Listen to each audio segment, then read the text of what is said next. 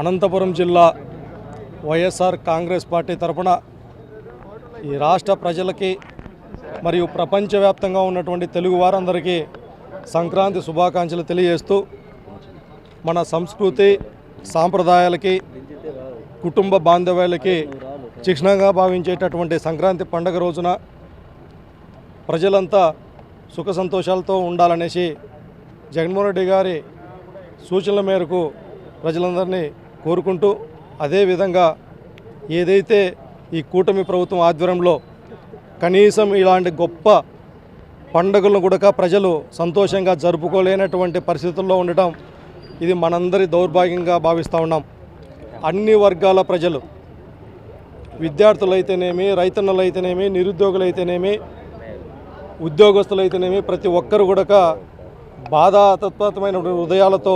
పండుగలు జరుపుకునేటువంటి పరిస్థితులు మనం చూస్తూ ఉన్నాం. ఈ సందర్భంగా ఏదైతే కూటమి ప్రభుత్వం నిర్ణయం తీసుకుందో పేద విద్యార్థులకు భవిష్యత్తు లేకుండా చేసేటటువంటి పీపీపీ విధానాన్ని మెడికల్ కాలేజీలపైన దాన్ని నిరసిస్తూ జగన్మోహన్ రెడ్డి గారి నాయకత్వంలో దాదాపు సుదీర్ఘమైనటువంటి పోరుబాట కొనసాగించడం వైఎస్ఆర్ కాంగ్రెస్ పార్టీ జరిపింది. మరి అదే సందర్భంలో ఇవాళ ఇప్పటికైనా ఆ కళ్ళు మూసుకుపోయినటువంటి చంద్రబాబు నాయుడు గారు కళ్ళు తెరవాలనేసి ఈ సంక్రాంతి పండగ రోజైనా కూడా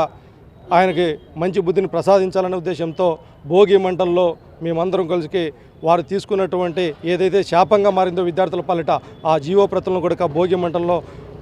మండించడం జరుగుతూ ఉంది. మేము ఒకటే తెలియజేస్తూ ఉన్నాం చంద్రబాబు నాయుడు గారికి, అయ్యా చంద్రబాబు నాయుడు గారు, మీరు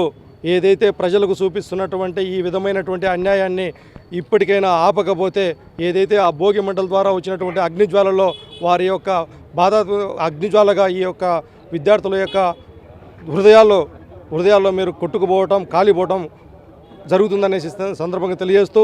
అదేవిధంగా ఇవాళ చూస్తూ ఉన్నాం నారా లోకేష్ గారు కానీ, అదేవిధంగా పవన్ కళ్యాణ్ గారు కానీ, లేకపోతే చంద్రబాబు నాయుడు గారు కానీ పండగ వాతావరణం కేవలం ఆ ముగ్గురికి మాత్రమే వచ్చిందని తెలియజేస్తూ ఇవాళ చెప్తా ఉన్నాడు లోకేష్ గారు, మేము దాదాపు 99 రూపాయలకే కాదు ఉచితంగా అయినా కూడా భూములన్నింటినీ ప్రైవేట్ వాళ్ళకి కట్టబెడతాం, ఫార్చ్యూన్ 500 కంపెనీలు కట్టబెడతామని. అయ్యా లోకేష్ గారు, మీకు హక్కు ఉంటే కేవలం అదేదో హెరిటేజ్కో లేదంటే హెరిటేజ్ ఆస్తులను ఉచితంగా కావాలంటే ఇవ్వండి, మేము మాకు